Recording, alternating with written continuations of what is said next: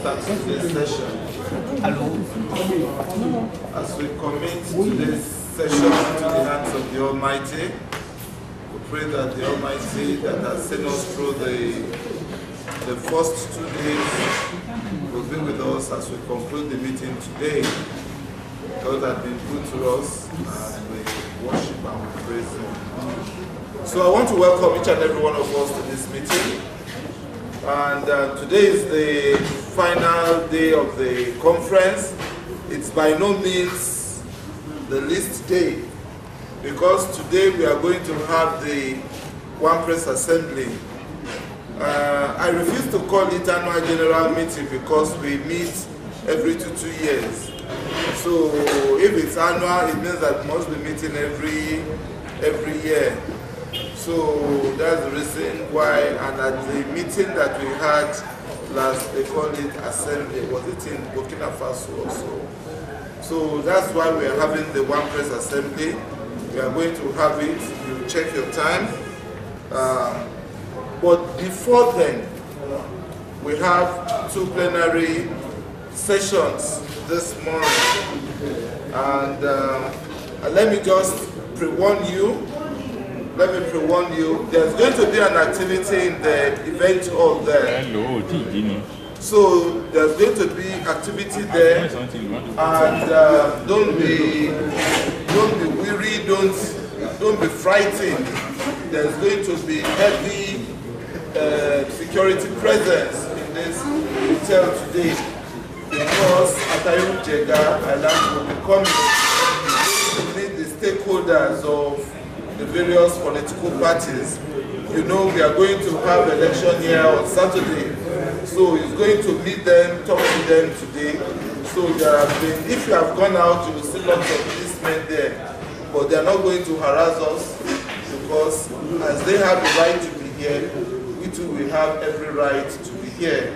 So, but one thing I want to advise is that please make sure you put on your name tag. Is very, very important. When we were coming in, they signed our vehicle, and I told them that we have a conference here, and we branded it at them. And for this meeting, and the chairman for today's meeting is Dr. Sylvain Quadriago from Burkina Faso. Actually, he's the coordinator of Burkina Faso. You are welcome, Professor.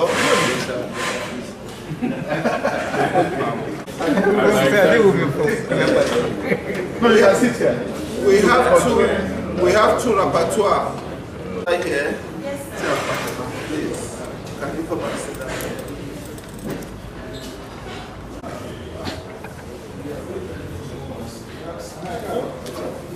Je peux y aller. Bonjour à tous. C'est donc le plaisir ce matin de présider cette première séance. Moi, je suis Sylvain Traorgo. Je suis pharmacologue de profession.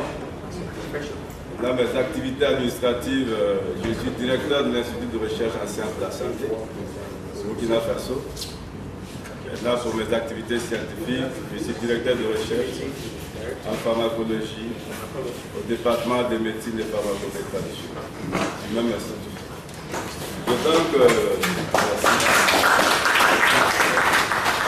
j'ai le plaisir ce matin de présider cette première séance.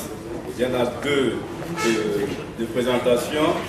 La première aura trait à l'exploitation des plantes médicinales africaines liées à l'aspect économique. Pendant 2 jours, je crois qu'on a parlé de l'aspect santé, mais il y a également un intérêt peut-être économique à exploiter. Et de ce point de vue, le professeur Gamaliel, qui est absent, je pense, a été suppléé par, comment pas donner le nom malheureusement, je pense qu'il est présent, le suppléant du docteur Gamaliel, pour nous faire donc l'économie de ce qu'il sait sur comment exploiter économiquement les plantes médicinales en Afrique. S'il vous plaît. C'est qui? Ladies and gentlemen, bonjour mes amis. Let me start by expressing high gratitude to the organizers of this conference. I must say that I'm very glad to have been here. And I've had the opportunity of making new friends. The paper that I'm going to present this morning, Economic Exploitation of African Medicinal Plants, is Professor Kamiyus Gamaliel's paper.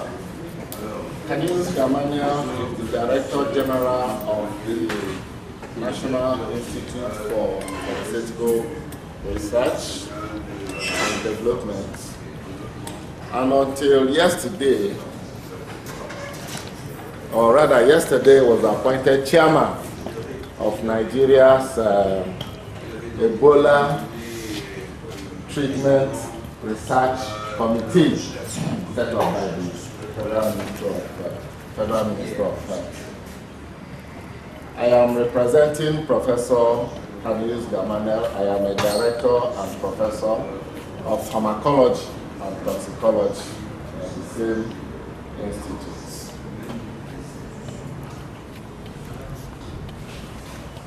It is the intention of Professor Gamaliel to point out that the story of African herbal industry today is not rosy, and in fact is inadequate and unsatisfactory for two reasons. The industry is supposed to be a monosphere, supposed to create wealth and to create jobs for our teeming young population.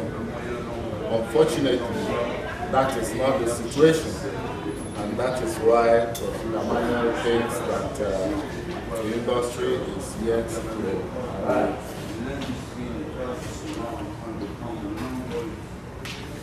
Looking at estimates made by the World Health Organization, the African medicinal plant industry should be growing. The WHO estimates that the industry approximately in 2006 approximately $14 billion per annum. And there is a high demand rate of 50 to 55%. I think yesterday or 2 days back, someone showed a slide here highlighting demand. Very high cost demand, which gets to the market here in Nigeria. And that estimate continues by assessing that in the year 2060, trade will be worth about $5 trillion.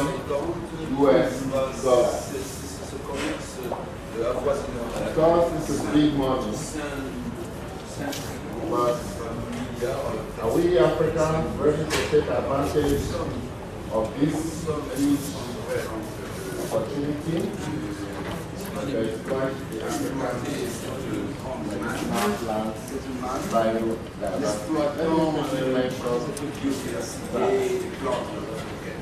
in Africa, we have the three major climatic zones, just like we have in Nigeria. We have the forest, the tropical rainforest, we have the Guinea savanna. We also have the Sahel, and all the agricultural and farming. These three major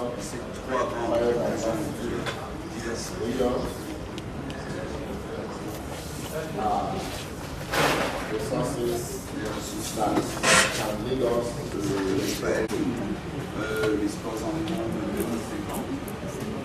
looking down to my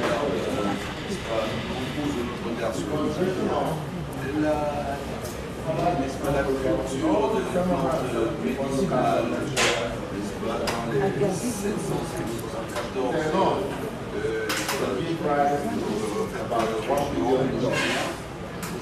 avoisine, n'est-ce pas, donne près de 1 million d'emplois.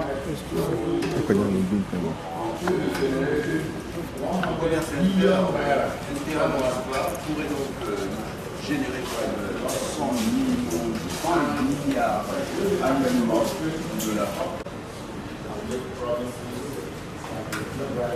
je ne sais pas si nous promettre d'avoir d'engager les jeunes, n'est-ce pas, dans ce genre de projet. Est-ce que nous pouvons avoir, est-ce que nous sommes sûrs voilà, quels sont les défis les facteurs pourraient, n'est-ce pas, être obstacles, suite des obstacles n'est-ce pas, sur la voie de quels objectifs? An example of that type of situation is what our professor here from South Africa showed us that he is doing with his partners in Pretoria. That's the type of example that we should follow. Now, prototype industries that have organized the exploitation and the use of African plant resources are all over the world, in the industrialized world. They are plentiful in Europe, in Asia, in the United States. There are 1 or 2 in Nigeria and in other parts of Africa. But we should have more. So if there are prototype industries, what is stopping us from copying those prototype industries so that we can multiply the numbers by a factor of 10, and that should be economically profitable to us here in Africa. So I have just talked about industry or industrializing as a factor for exploitation of African plant resources. Another factor is advocacy for support for the industry. Everyone here present can create one industry. If we are not all passive and we are actively involved in the creation of industries, this number of persons here creating one industry will increase the number of industries in Africa doing economic exploitation of our plant resources. The African pharmaceutical, biotechnology and chemical industry look like they have not received sufficient support from research and development organizations. I know that all of us here present are mostly involved in research and development, one way or the other. But we can do more by moving further into industry. Research and development with the product on your shelf equates to little or no economic advancements. So whether the R&D persons who are here seated have given support to the industry, or whether the industry is yet to give support to the R&D, whichever the case, Let us jointly give this needed support to build the African textile plants industry. Even governments has been doing advocacy. Nigeria has realized that science and technology, support for science and technology will be a major boost for the quest that we are talking about, that is economic exploitation and advancement of the African plant resources. Nigeria's Mission 2020 and the reform agenda of basically prescribe that indigenous capability must be built on science and technology to all other aspects et à la technologie, et pour faire en sorte que le Nigeria puisse progresser, faire un métier de recherche et de développement. Est-ce qu'il y a un grand continuons sur la lancée de l'identification des je voudrais attirer votre attention sur le Rubicon, le grand fossé qui existe entre la recherche et le développement, le secteur de recherche et l'industrie. Comme on dit à l'université, on dit que entre la ville et l'industrie, il y a une grande trou. Donc nous pouvons voir, étudier cette dichotomie. Alors cette dichotomie pourrait, n'est-ce pas, on pourrait créer un pont entre les deux. Selon que de l'administration, je dirais, dans le faire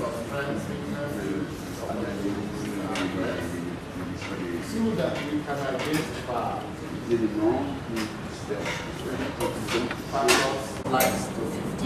j'ai donc limité le nombre à 15.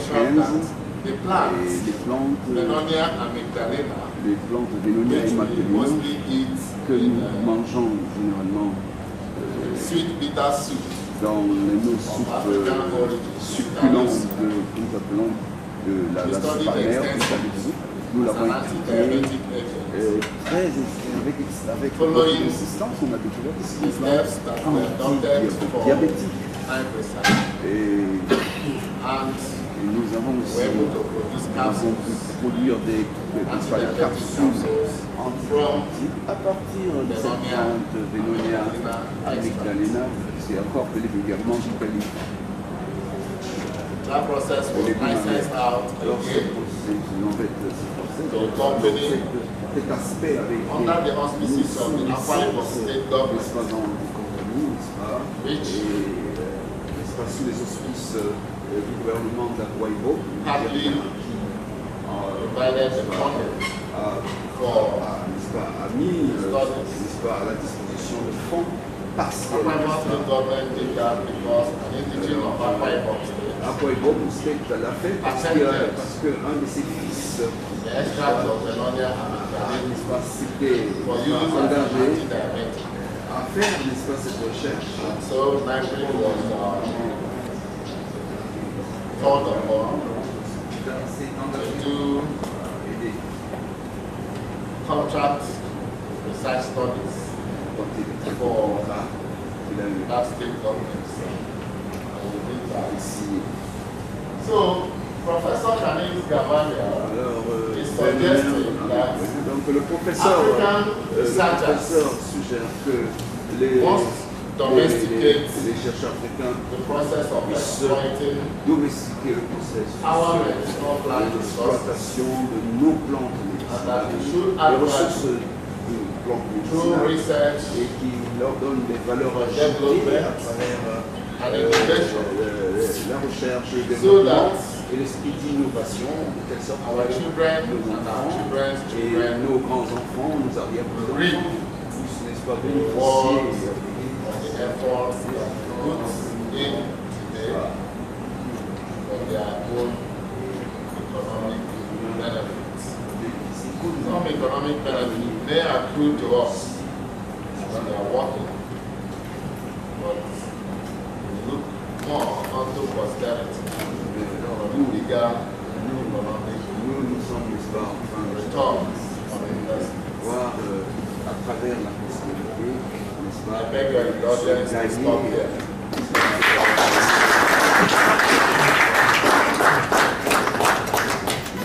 Proposer des pistes, c'est vrai.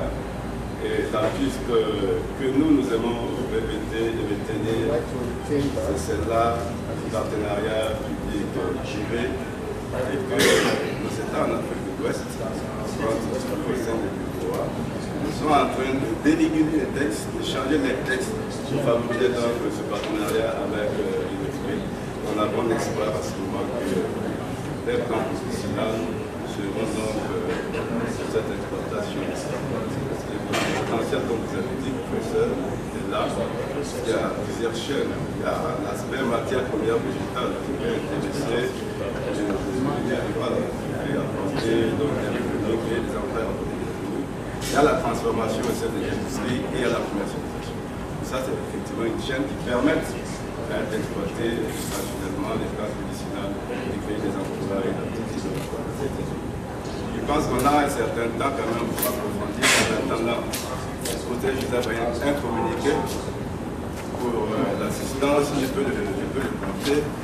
Pour ceux qui partent aujourd'hui, j'espère que c'est bien traduit, il serait mieux que ce soit qui quitte l'hôtel avant midi pour permettre à l'organisation d'économiser, je pense. Si par aujourd'hui, c'est mieux qu'ils libèrent les chambres avant midi pour éviter qu'on ait à payer une nuit de plus. Ça, c'est le communiqué que l'organisation voudrait porter. C'est ça.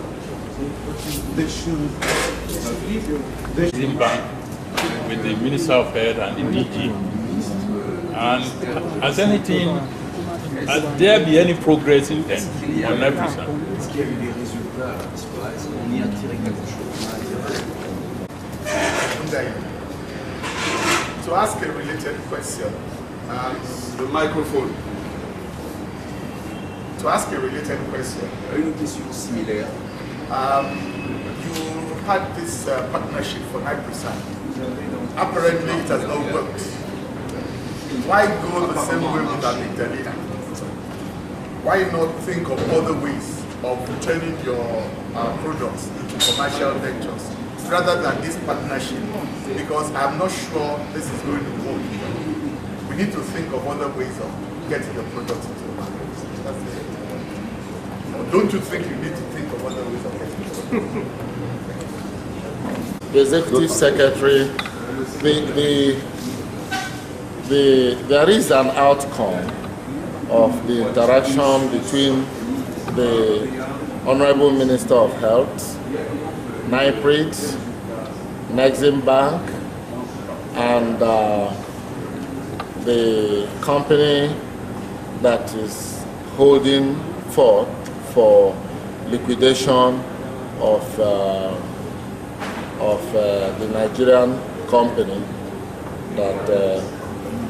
that was producing 9% commercially. The outcome is social production of 9%. Because when the business was messed up, there was plenty of demand for the product, 9%. Because we still have persons suffering from sickle cell disease.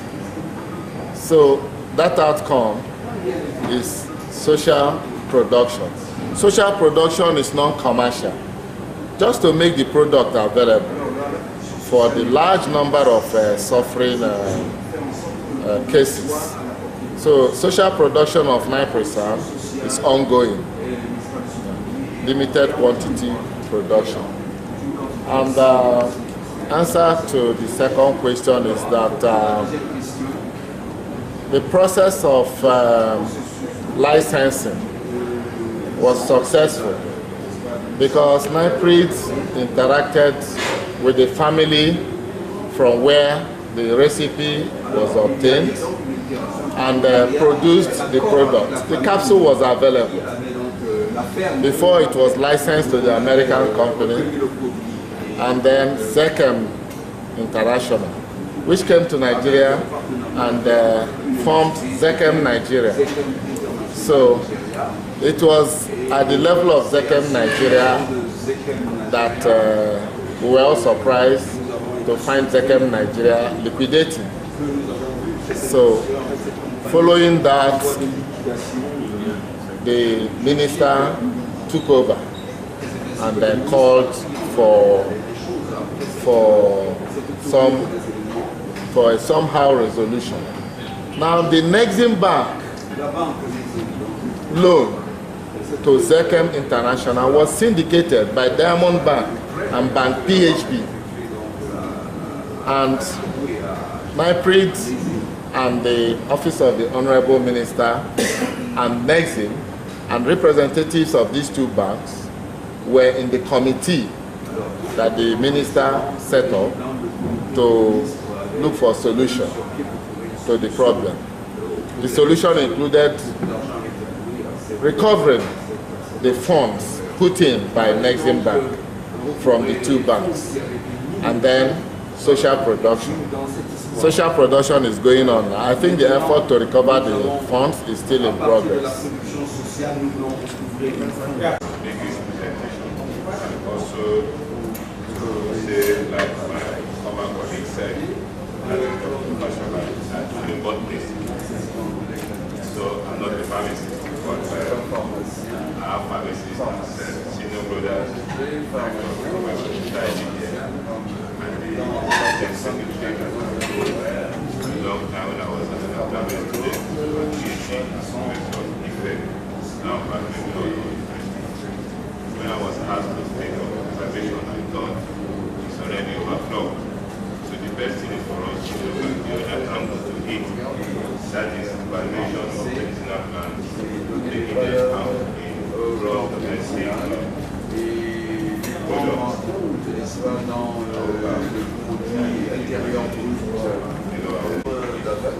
Very much this will not only highlight the evolution of biodiversity to society in terms of increased GDP, but also help in developing an efficient conservation strategy for these precious natural resources. When there is a certain level of monetary value of biodiversity and its different components, it will result to an efficiency in decision-making criteria. Medicinal plants are one of the crucial components of the contribution of biodiversity makes to the society. The progressive loss of biodiversity, because if you look at it very well, I know we are losing a lot of the plants, not only plants, animals we have all over the world, especially in the tropics, and I can say in Nigeria. Like Lagos State now, because of urbanization, we have a lot of destruction and the environment and other major cities in Nigeria. Like he said, there are so many information in our health that are not tapped into. I want to also say this, that the companies in Nigeria, I am sorry to say this, they are not doing research in Nigeria. They will prefer to still go back to their mother company, which is outside this country, instead of them investing in research in Nigeria. Some of them will now tell you that, you see, we have to run generator, we have to power our industry, we have to do all this. And because of that, the money they will have used in pumping into research, they are using it to power their industry. I think that is the best thing. They need to invest in research in Nigeria, and if they invest in research in Nigeria, they'll be able to get the best from Nigeria. We still do not have research that places monetary value on our medicinal plant. That was why I said there will be need for our pharmacists and maybe the Department of Economics in any of our universities to combine together and have people that will carry out research in this area. However, according to the World Bank in 1996, the response of agricultural policy, economic reforms, and trade policies towards market-oriented regime increased pressure on the utilization of the Nigerian non-timber forest products, of which medicinal plant utilization is part of it. It is easy for us to say that the Chinese, the Indians, they have this amount of plants that they are using for medicinal plants. But prices placed on them are often localized and vary from one area to another. Moreover, the value of NTFPs is often lower than the cost of replacement. That is according to December 1992. Hence, the value of NTFP are at best social costs. Markets have also failed to reflect the full value of NTFPs due to underpricing. Market prices do not reflect their full marginal opportunity cost to society around 1991. By implication, because most NTFPs are treated as single, they are overused. So when we use our plants in Nigeria, we over-exploit the quantity that we need. At the end of the day, we get more than what we want. You go to where you have the market, you will see that have an international base, have quality packaging, and high standard quality control. In conclusion, studies on medicinal plant valuation will signify its economic importance to biodiversity. This will help provide a meaningful direction to the policymakers, like my brother here, for efficient land use planning, going by the medicinal livelihood zone or biodiversity.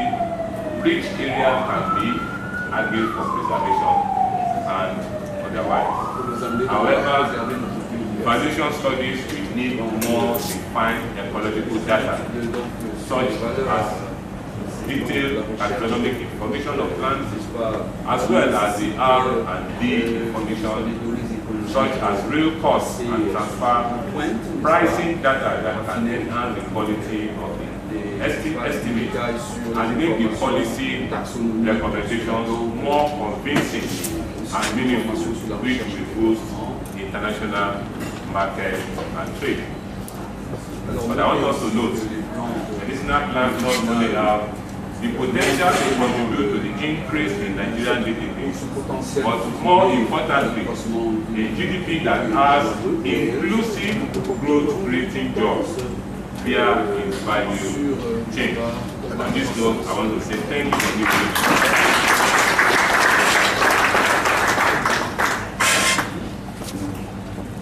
Want to make a question or comment is you said your citations did not bring anything out on the economic values of medicinal plants. I'm wondering whether some of them could also be medicinal. So maybe those are not written into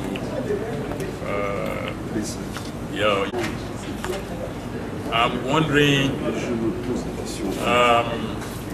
during your citation that you did not take into account that some of these timber products, some of them are medicinal. Maybe if that has been taken into consideration, maybe your findings will have been a little bit different. Because I know some Nigerians that have come across, even while traveling outside Nigeria, some of them say they export Nigerian ginger outside, they export Nigerian so and so outside. So we should find out how we can write all this into GDP, because these Nigerians going to sell Nigerian ginger in Germany or UK, they should also be contributing to the GDP. It was factored into my presentation. It's not only ginger. You have people even coming to some of us to say that we need one specific plant outside this country. But is it factored into our GDP in Nigeria?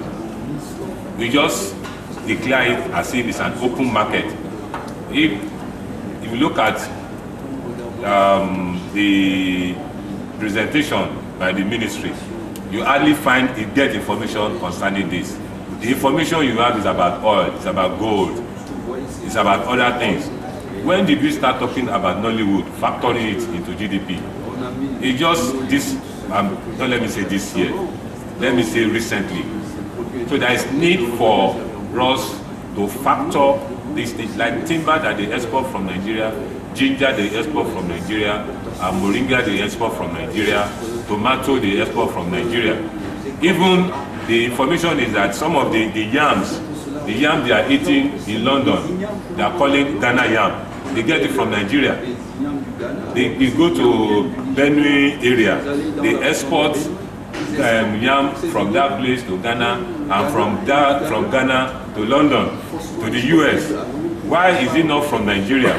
So that is why we need to look inward and make sure that we factor all this. If they are exporting it through Ghana to London, to Germany, to wherever they are exporting it to, the most important thing is that it was exported out of Nigeria to Ghana. We need to factor it into our GDP. That is what I'm saying. Everything are factored into this. We need to factor all these things that are going out of this country into our GDP. Thank you very much. A very important presentation. I had two comments. My first one was about the search strategy for citations on medicinal plants. I was really surprised that you found only 35 publications. You said that's a good number, but that's over 14 years. That means less than 3 publications per year on medicinal plants. I can't believe that there's that few coming out of Nigeria. How many universities are represented here?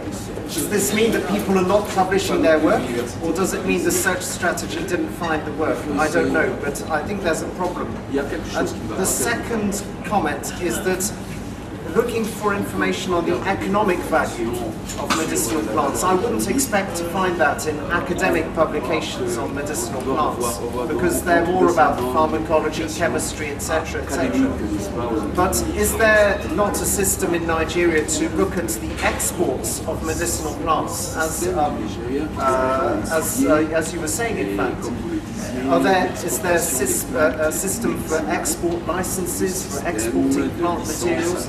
If not, that would probably be the way of capturing the contribution of exports, at least, or the volumes of sales you could get from the different companies, like the one you showed, the yo-yo, whatever. You can ask him how much he's selling, what's his volume of sales per year. That would be probably the way of estimating it. But this sort of information probably doesn't appear in any academic publication. It would take some primary research to find that out. If you look at, let me give an example of myself now. To the glory of God, I have about 75 publications. But you can only get about 36 in the Google search. How many of our publications are listed on the Google search? So that's why I said initially that I base what I have on the Google search, because that is the search machine I can use at that particular time. There are other, sir? I think I agree with it. You need to clarify what you're searching. If you're really searching for medicinal plant research, even on Google, you will get in Nigeria. Yes. Yeah. Maybe you limited it to these economic important plants. I think you have limited what you're searching. So you should particularize your results with what you use for the search. Based on medicinal plants in Nigeria, go and search again, sir. You will get the information that I'm talking about. Medicinal plants in Nigeria, you will get the information. How many of the publications are listed on Google search? Go and search for your, see, many of us, if you look at some of the publications, they are not cited on the Google search. They are not captured, let me put it that way, they are not captured by the Google search. They are not captured on the Google. Then if you look at the export in Nigeria, they are basing their value on timber mainly, basing their computation only on timber. They lay less emphasis on medicinal plants at the export.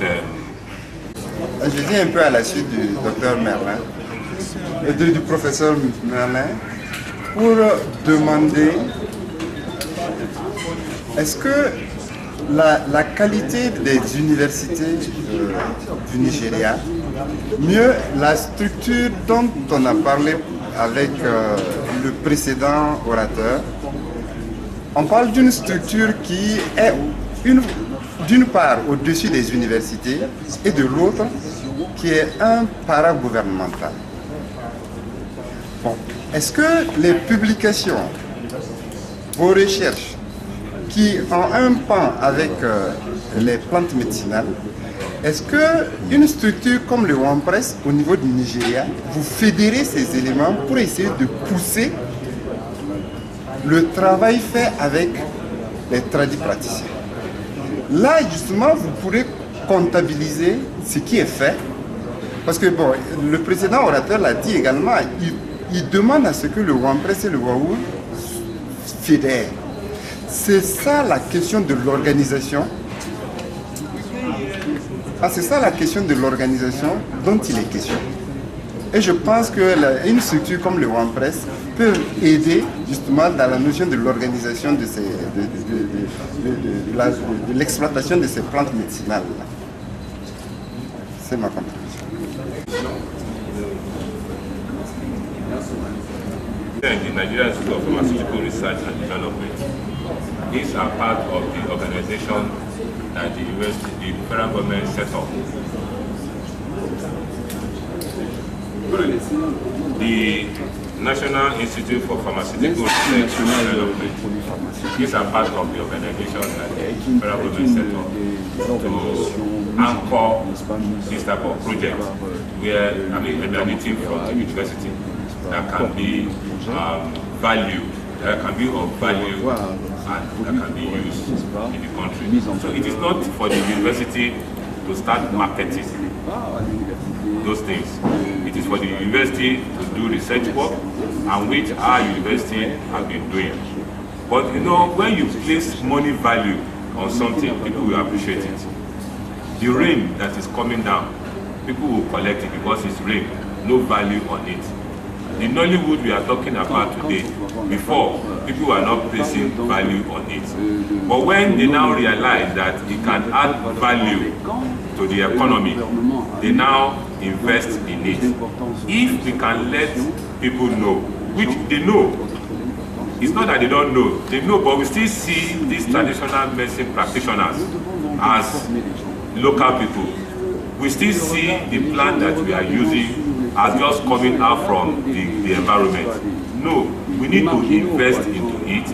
We need to tap into the researches or the research that is being done and develop on it. And at the end of the day, we get the best out of it. We are doing a lot of research in our university, and there are so many agencies that the federal government already set up to develop it better or to market it.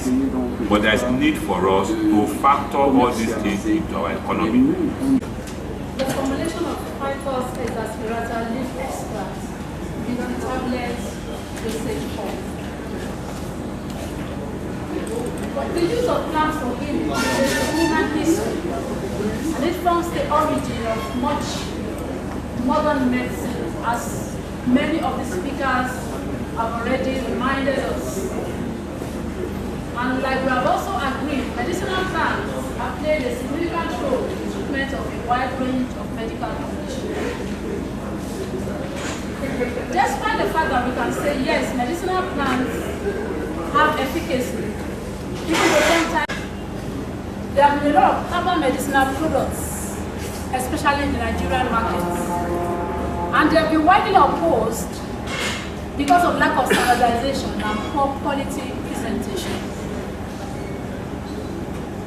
Now we are looking at a plant, Ficus exasperata, from the family Moraceae.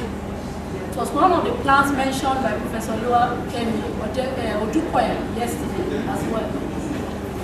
It's an herb of ethnobotanical importance and it has antihypertensive, antidiabetic, and antimicrobial properties. Most of the studies are concentrated on the phytochemistry and pharmacology of the plants. On our own side, from Pharmaceutics and Industrial Pharmacy of the Faculty of Pharmacy, University of Ibadan, believe that there's a need to formulate these valuable herbs into a conventional dosage form for the purpose of standardization, accurate dosing, and acceptable presentation to clients. Now we're looking at a certain dosage form. I could hear Dr. Fashola talking about liquid preparations the other time. They are dosage forms, they're good. But then tablets, solid dosage forms, form more than 70% of our oral dosage forms. For certain reasons, tablets are very unique. And I want to mention some of the reasons. They're convenient to use and they're very elegant dosage form. And you can formulate them for rapid release or for immediate release. You can vary the release to suit the need of the client. You can also use more than one therapeutic agent, even if they are chemically or physically incompatible. For example, you can make layered tablets. It's also easier to mark the space of the they are also not as expensive. She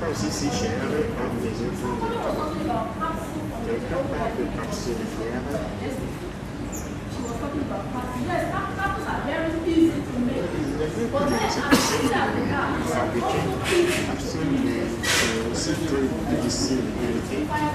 stomach pain, ringworm, leprosy, to control bleeding and easy childbirth. Uses that Professor Oluwatoyin was mentioning yesterday. Also here in Nigeria, the young limbs are prescribed as a common ulcer remedy.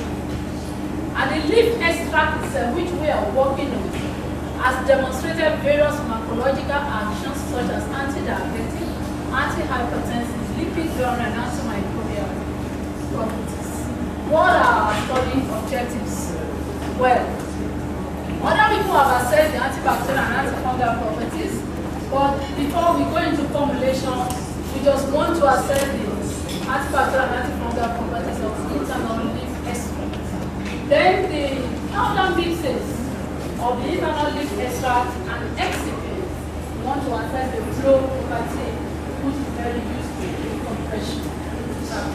Then we want to formulate the extract in the tablet dosage for using direct compression methods, which for obvious reasons, like being cheaper than wet validation and slugging and other forms of tablet compression. And then the drug excipient ratio of 1:4 and 1:9. And go ahead, evaluate the mechanical and release properties of the tablet formulation. Our methods, we collected the plant, these natural habitats and Gamaliel material of the stage. Southwest part of Nigeria, and we identified that the forest plastic the expression of bone acceleration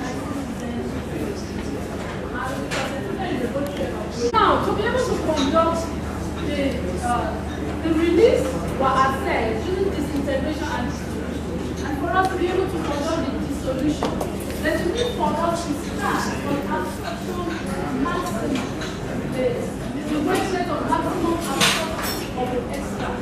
And we did that, and it exhibited a maximum absorption at 290 nanometers. And with that, we were able to make various concentrations bacteria and 4 fungi, and compare the ciprofloxacin and the isofloxacin. Now these are the flow properties of the powder mixtures of Ficus exasperatus extra and excipient. Well, yesterday Professor Duga was saying that when you freeze dry an extract, it flows freely, but that free flowing is subjective. When you get to the point of now trying to make it into a tablet, find out that the free flowing is very of an ordinary extract is subjective. So we discovered that we couldn't really get a good flow even from the ordinary extract. But when we mix it with different excipients, Avicel, N-compress, and lactose, we're able to obtain this. We're able to obtain. Looking at, maybe because of time, let me just talk about the angle of ripples. Now, as the extract drug excipient ratio increased from 1 to 4 to 1 to 9, we found out that the flow properties reduced. What do I mean by that? When these values increase, then we're saying that the flow properties reduce. It is better to have an angle of ripples of around 30 or less than 30. When you get around 20, you have an excellent flow. But if you are still having 30 to 40, you are saying you have a good flow. So even generally, you can say that the flow property of the powder mixtures of Ficus exasperatus was just moderate. Now,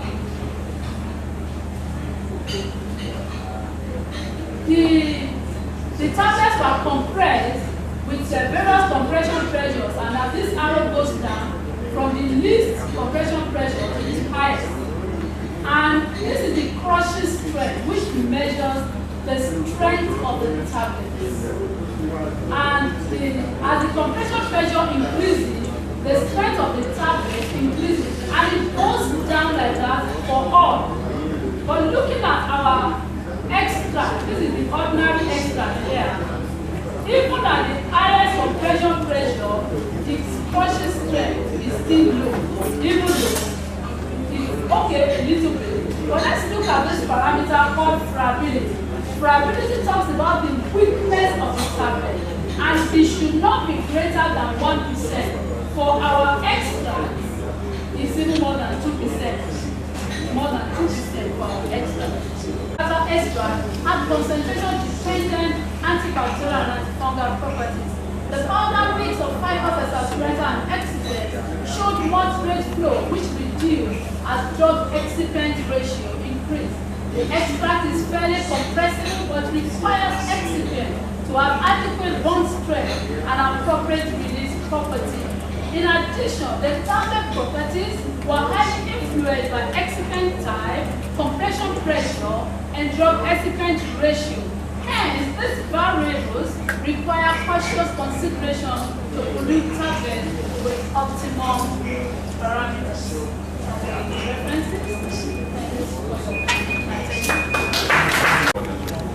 My name is Kwesi from Thomford. I'm a medical herbalist with the Center for Plant Medicine Research.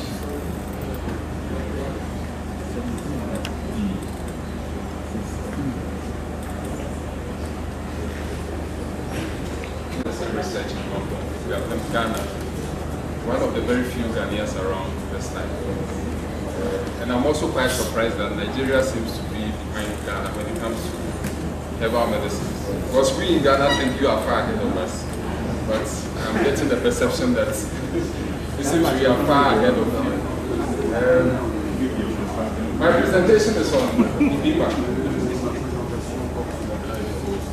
which is an anti-malarial herbal product coming from the Center for Plant Medicine Research.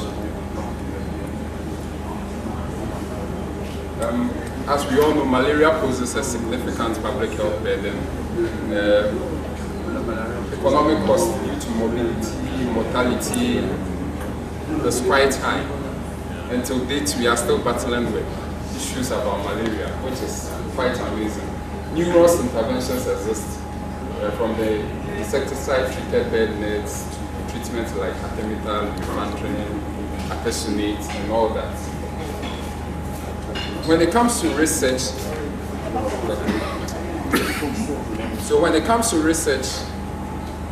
into anti-malaria products, we can never do away with herbal medicines, because herbal medicines and malaria research always go together. And it's one area where there are numerous options. I'm sure about thousands and thousands of medicinal plants with several anti-malaria properties. One of the very popular plants that is common in West Africa is sanguinolenta.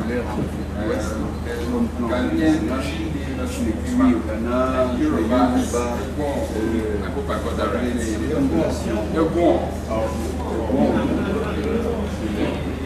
So maybe if you come out with the product from Tolulope, instead of calling it Ibima, you call it it has numerous properties.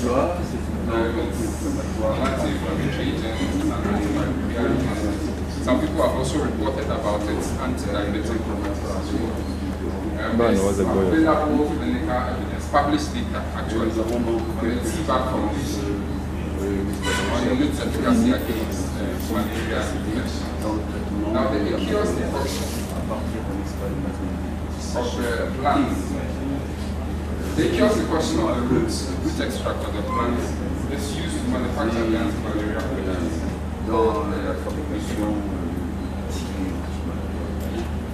In 1983, Boy and his colleagues documented the effectiveness of the products for the treatment of malaria. However, we are in the process of integration where some of these products are available in our regional district hospitals. But then the feedback we're getting from colleague prescribers was that they are a bit concerned about reproducence because they give it to the patients after a week or two. The patients come back with malaria infections again. Others are also quite okay with the results they are getting. So we are in the fix as to what it is now. Whether there is high reproducence, whether it's reinfection. Alors nous sommes donc sur une attente n'est-ce des résultats de if it's an anti-malaria product that we are pushing to be used in our hospitals, in our health facilities, then there must be that additional benefits for preventing reproducence. Qu'il y ait un bénéfice additif par cela pour la reproduction as an anti-malaria agent. Comme agent anti-malaria or the absence in reproducence. Les participants d'âge. So these are the characteristics for the hematological illnesses. So for the baseline, hématologie participants, le profil hématologique, we realized that by day 14 there was a significant decline. 7 jours 14 jours day 28 and then as well as day 45. All the other parameters from the red blood cell count to hemoglobin to à partir donc du décompte, but then they were not statistically different from the baseline. Les détails numériques que vous avez what we collected. So this is a summary of the table.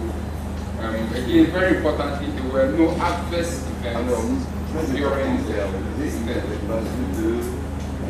So what did this tell us? We are saying that 10 participants, we can't make too much noise about it. But then once it's about medicines, we are getting data from 10 participants. We deem it relevant to still share this information. So it tells us that again, Tolulope is clinically effective for the treatment of malaria. That is one. Two, we think that, or my team and I think that reproducence among patients using the product can be said to be low. We are making this argument based on the fact that there was access of parasitemia for 28 days. And we all know that once you treat a person with an anti-malaria product and then within 28 days, there's a recurrence, so you detect parasitemia in the blood, then it's most likely it's a reproducible. Any other time after the event is probably a reinfection. So we are making our argument that reproducers will argumentation based on these 2 points. Dans notre argumentaire, le risque d'introduction devrait être très bas, n'est-ce pas, pour les patients traités à partir de ces termes. Les signes cliniques, c'est symptômes. Because this is an extended study, up to 45 days, that is about a month and a half. And by day 45, we still have participants reported the absence of parasitemia. Then we begin to think, is it also possible that the plant or the product could confer some form of prophylaxis or some form of protection against new infections, that is reinfection? Alors, cela n'en pourrait donc empêcher une réinfection. We thought it's still nice to share, because if after 45 days, people are still having the absence of parasites, then it's possible that the plant is conferring some protection. So in conclusion, all that we are saying is that Tolulope remains high on the list of plants potent antimalarial activity. N'est-ce pas? As researchers in the field of natural plants, natural potential, we think that qui ont une activité antimalariale. if there's any plant or if there's any species, dans la population antimalariale, il faut prendre en considération le symptôme. Merci beaucoup.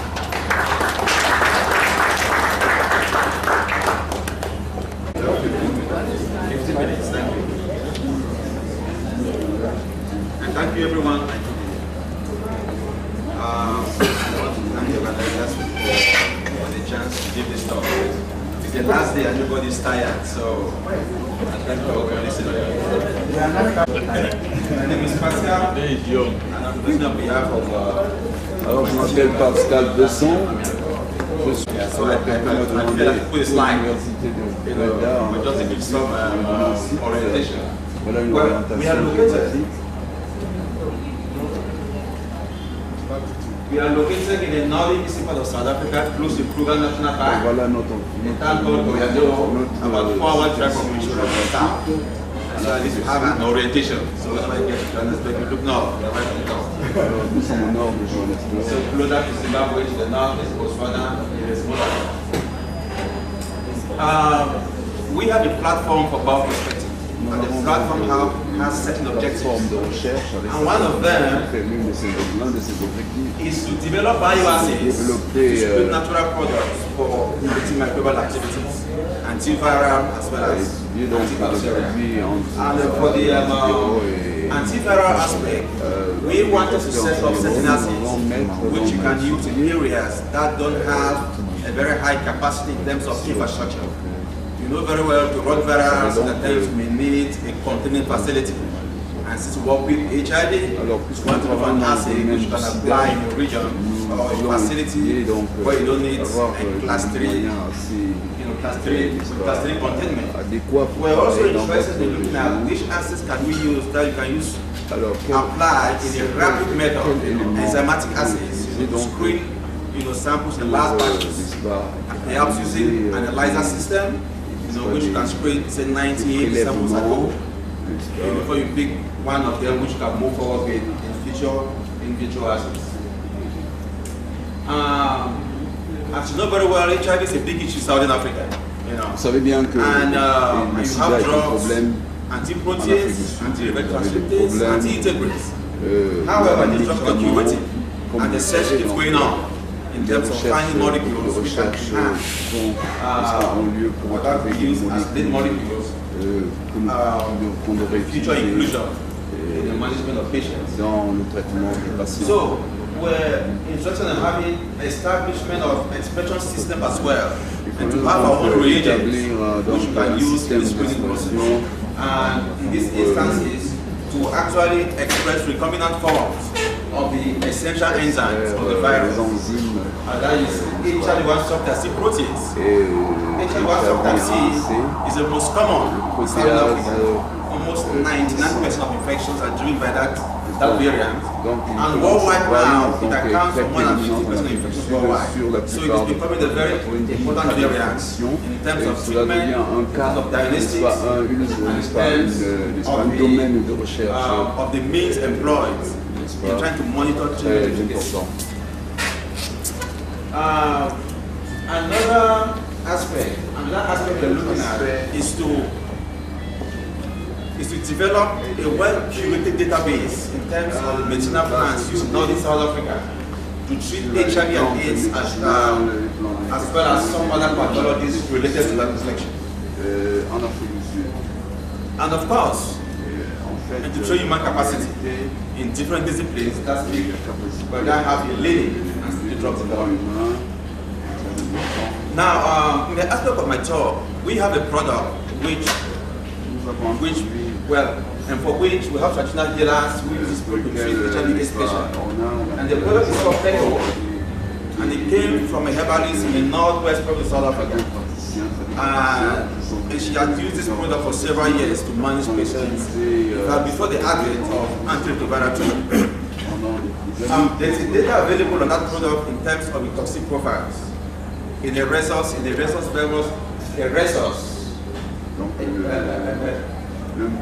model using velvet monkeys. So that data is available. I don't have it here, but on request it will be provided. I don't know those plants, and the type of leaves. It's not disclosed yet. But we're interested to find out if it has any antiviral activity by using our developed assets. On a ces extraits fonds, n'est-ce pas, qui nous donnent les éléments que vous avez. Donc nous avons extrait à partir avec nous avons un tout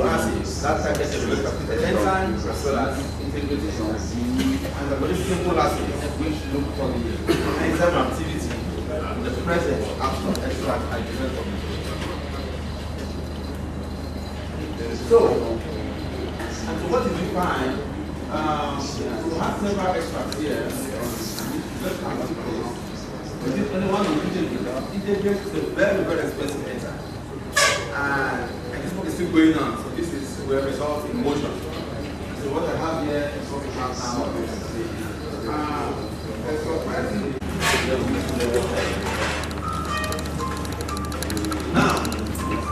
After that, we realized that and the methanol extract also showed activity on the outside. And we also applied that in the pseudovirus acid. As I mentioned earlier on, this is like the fake HIV virus that produces as HIV, infects as HIV, but it's not infectious to humans. So you can use it in the non-potable at the core, as well as the RRE genes, and then the envelope. So these are essential structural as well as regulatory genes of the virus. And this is packaged in the transcription experiment by using the calcium phosphate method and transferred into 2 930 cells, which are human kidney cells. Of anti-tuberculosis drugs. We work in the US NIPRD. One of those drugs eventually was effective against HIV-1 when it was taken. I'm sorry for the particular presentation is the letter of microphone. Yes, excuse me.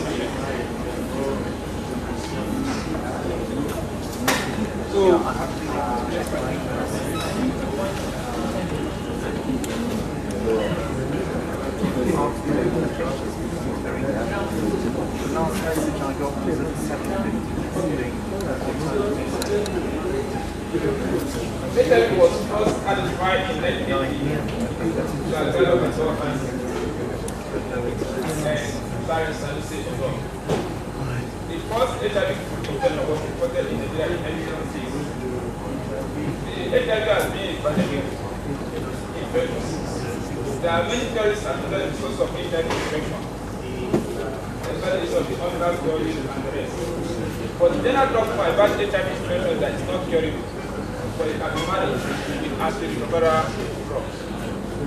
Presently, all the antiretroviral drugs we have either inhibit one step or the other in HIV infection cycle.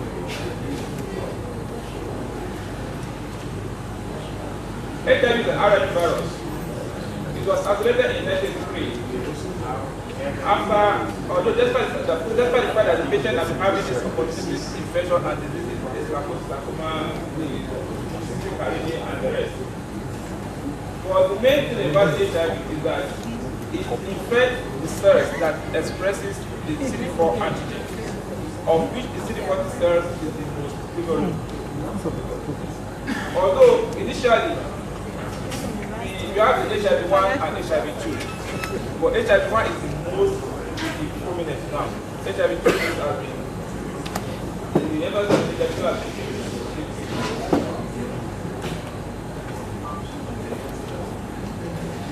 the guidance of the plants. The green, this is the plant, and this is the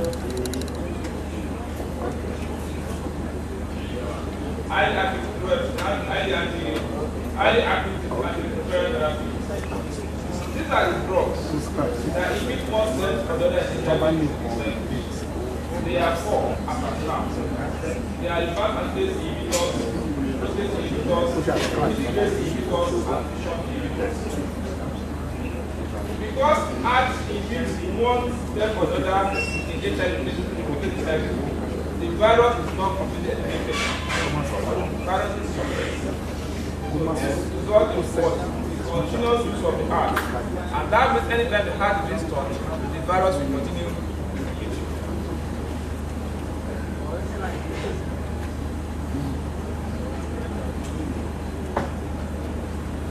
The Ghana certified product, the material we use in the studies contains the drug called SSDA. The SSDA contains the Ghana certified antibodies.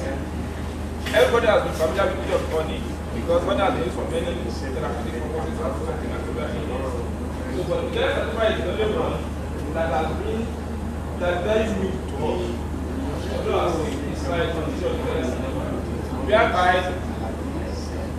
spread from the early century in the biblical studies, in the Bible and the Quran, and the Bible and the Quran, whereby the issue of the Ghana certified, they call it homing, they call it plastic, and different kinds, where they are being used for different illnesses. For the SSD that we're talking about, contains the Ghana certified mainly and only at the very. And the art that we use contains the and the therapy. Condition therapy is embedded in one single unit.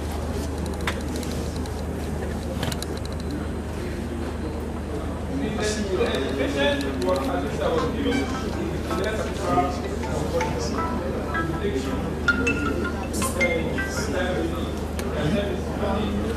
so these are going to be the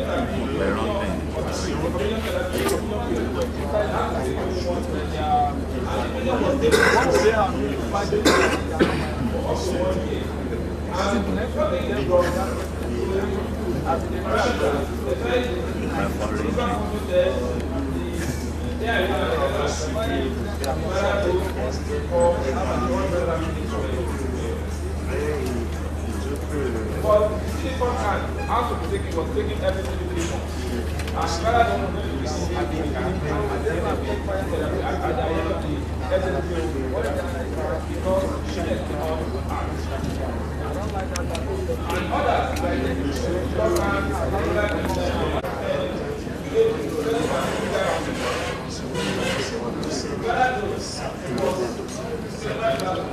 and then everybody was talking.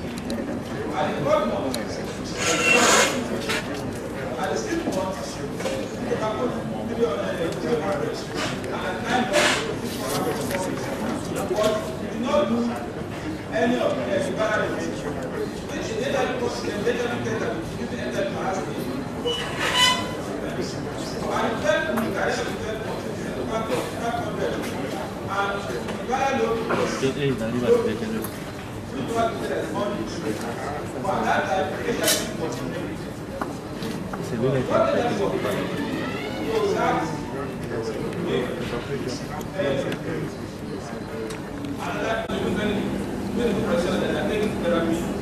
Because when they become the cause of taking advanced drug transfers, which will likely occur, many doctors discourage HIV patients from taking advanced medicine.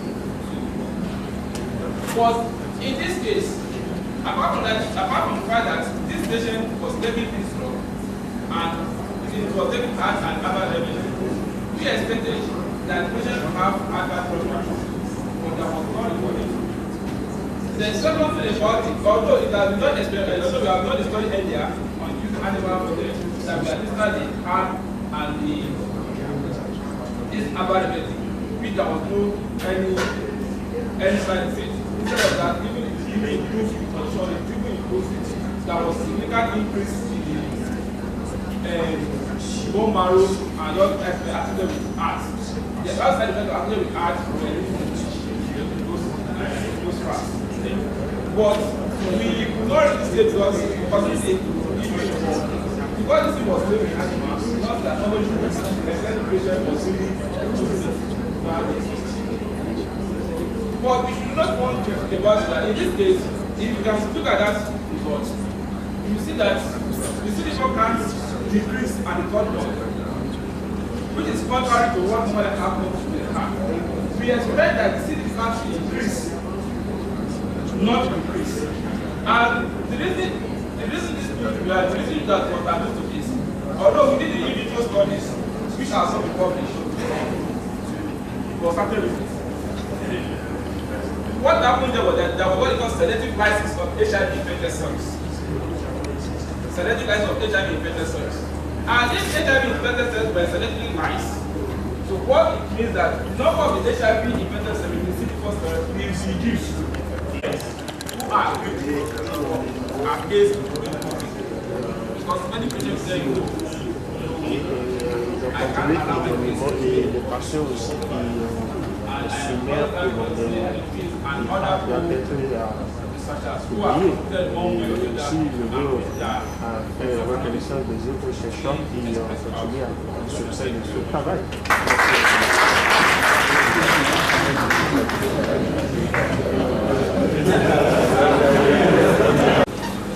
I think it's an interesting finding. I need to ask what informed your using that combination.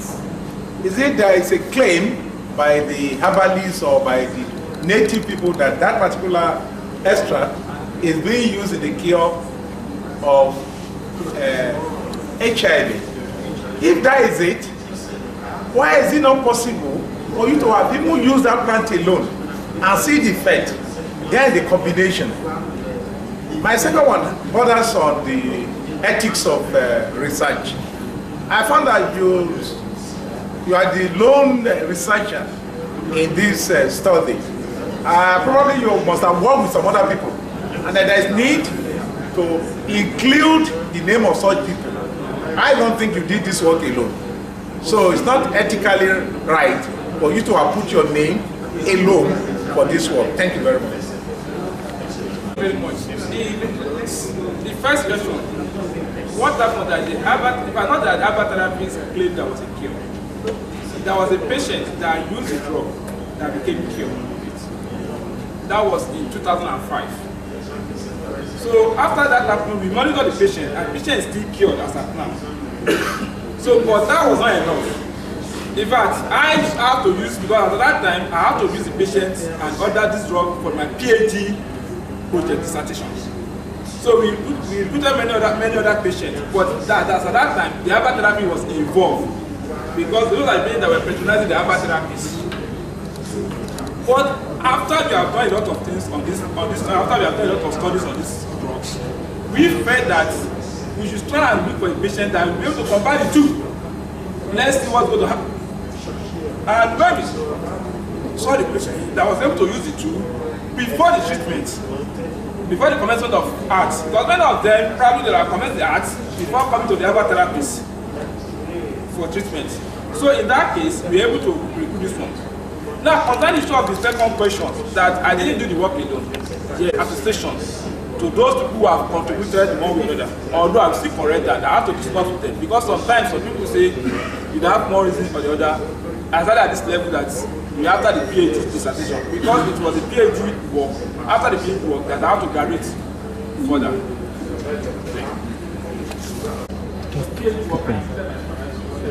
Thank you for a beautiful presentation. My question is triple barrel. The first question is, you talked about concussion, and I want you to differentiate between concussion and decoction. Decoction and concussion. We've been talking about concussion, so I want you to differentiate between decoction and concussion. And then, how did you arrive at your concussion? That's the second question. Then the third question, you only did the viral load, the assessment, on day 0. And you didn't do it at the 3rd month, at the 6th month, at the 9th month, and you jumped to the 12th month. Why? Thank you very much. I'm not an therapist. I'm a medical doctor. So this is what generally in medical practice, any drug, any drug that you don't let me say no all the whatever you call it, pharmacology of the drugs, the mechanism of actions, all sorts of things, you don't really consider it to be drug. So many times you prefer to use concussion. For those who have therapy, of course, they know better. Either it's concussion, remedy, or therapy, and the rest. So I'm sorry if I use the word, I'm not sure I So I don't really know all these things. But anything that is not a medical drugs, as far as we are concerned, it's used either therapy or remedies or whatever it is. So that's it. Local organizing committee, and in particular the chairman scientific committee of this 6th press. I really want to thank each and every one of you. Those of us that have submitted posters, that have submitted, made oral presentations, people that have chaired different sessions, our plenary lecturers, very, very many people, and those of us that have just been sitting down listening and clapping. All of us, we have done well. Can we clap for ourselves?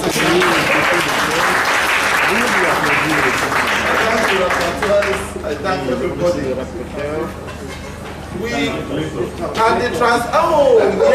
Without them and the audio people, the translators and the audio, we really thank each and every one of you, because without these 2 people, the translators, the audio engineers, and our gentleman here, Innocent, each and every one of us.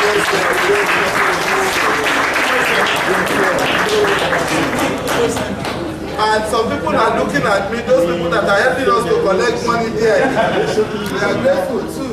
So the security people, civil defense, they are really grateful. And you tell everybody that contributed one way or the other to the success of things. But this conference is yet to be over.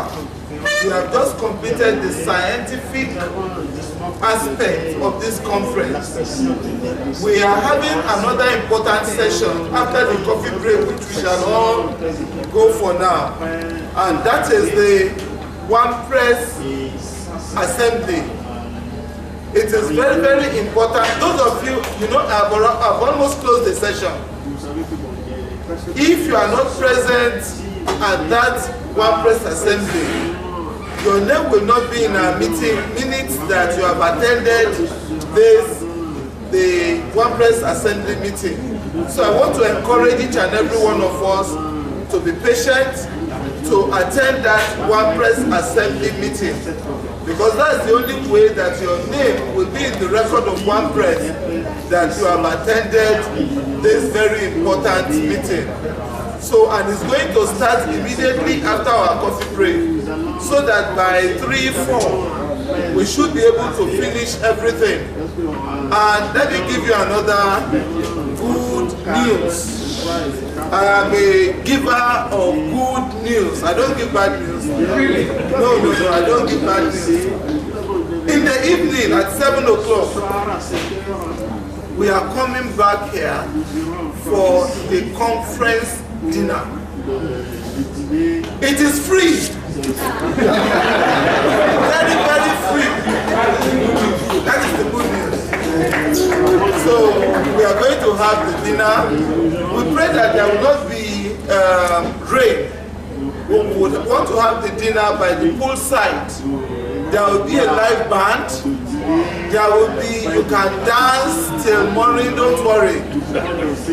So we are going to enjoy ourselves in the evening, 7 o'clock and 7 o'clock. So please, let us be there, let us enjoy ourselves.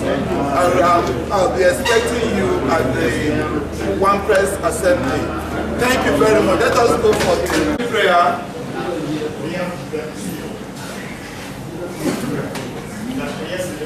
Who is with the Holy Spirit here? I can imagine the daughter of the Holy Spirit.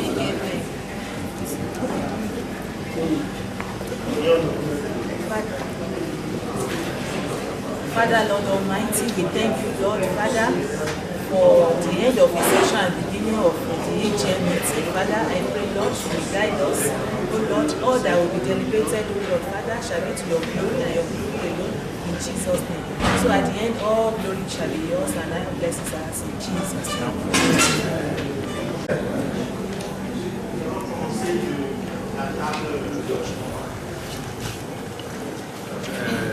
Je suis Sylvain Audran-Hugo, je suis pharmacologue,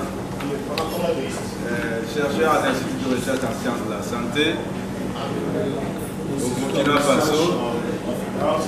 Et je suis le coordinateur national au niveau du plan pour ce qui concerne le Grand Presse.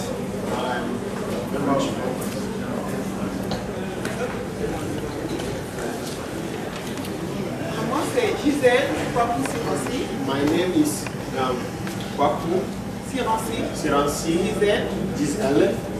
Je suis à l'université Félix Houphouët-Boigny d'Abidjan. The University of Houphouët-Boigny in Abidjan. Je suis maître de conférence en pharmacologie. And the director of pharmacology. De la faculté de pharmacie. In the faculty of pharmacy. Et je représente le coordinateur national coordinator of One Press in Côte d'Ivoire. Côte d'Ivoire? Ok, Côte d'Ivoire. Je m'appelle Oulu. I'm from the Obafemi Awolowo University, Nigeria. I'm the international secretary till this moment. The situation might change any moment from now. So, I'm a pharmacologist. I work in the area of medicinal plant research. Good afternoon, ladies and gentlemen. I'm Clement Adewumi, veterinarian, parasitologist, working on natural product research.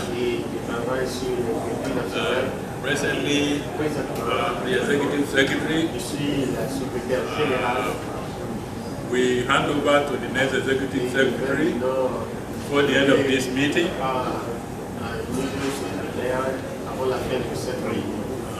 Thank you very much. My name is Professor Osumbo from the National Institute for Pharmaceutical Research and Development, Abuja, Nigeria. I'm Professor and Director of Pharmacology and Toxicology.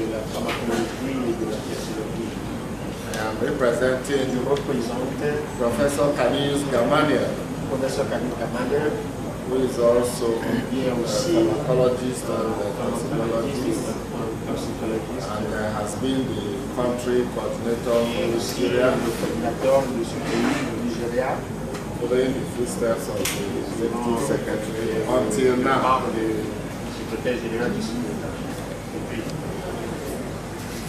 My name is Oluwatoyin Gadri. Country coordinator of Cameroon. Coordinateur du Cameroun. I'm a phytochemist. Phytochemist. Phytochemist. Chemist. Phytochemist. Phytochemist. I'm professor at the University of Yaoundé 1, organic chemistry department. Yaoundé 1, le département organique. Organic chemistry department. Le département de chimie organique. Voilà, merci. Thank you.